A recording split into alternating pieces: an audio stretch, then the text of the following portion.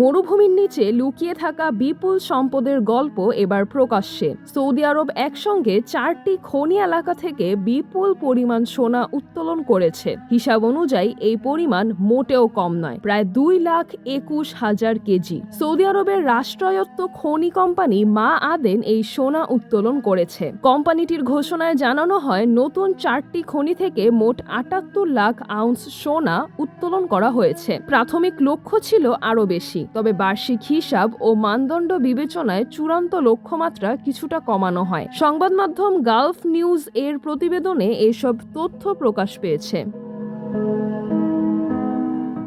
এই সোনার বড় একটি অংশ এসেছে মানসুরা মাসারা খনি থেকে, যেখানে উত্তোলন হয়েছে প্রায় 30 লাখ আউন্স। এরপর উরু ক্রিশ ও আসসালাম এই দুই খনি মিলিয়ে এসেছে প্রায় 16,70,000 আউন্স। তবে সবচেয়ে আলোচিত সংযোজনটি এসেছে নতুন খনি ওয়াদি আল জাও থেকে, যেখানে প্রথমবারের মতো উত্তোলন হয়েছে প্রায় 30,80,000 আউন্স সোনা। এই সাফল্যের পেছনে রয়েছে লক্ষ্যভিত্তিক ও আধুনিক খনন কৌশল। মা আদেনের ভান্ডারে যুক্ত হওয়া এই নতুন সোনা শুধু পরিসংখ্যানের বিষয় নয়, বরং সৌদি আরবের খনিজ খাতের ভবিষ্যৎ সম্ভাবনার একটি বড় ইঙ্গিত।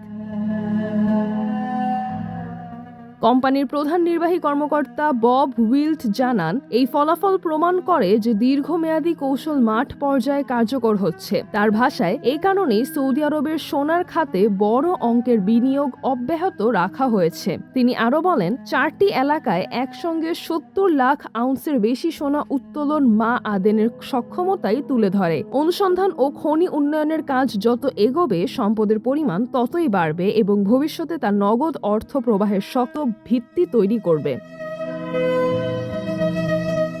এখন প্রশ্ন উঠছে, এই বিপুল পরিমাণ সোনার যোগান কি বিশ্ববাজারে দাম কমাবে, নাকি সোনা আগের মতোই সাধারণ মানুষের নাগালের বাইরে থেকে যাবে? সিজরাতুল আভা, দৈনিক আমার বাংলাদেশ।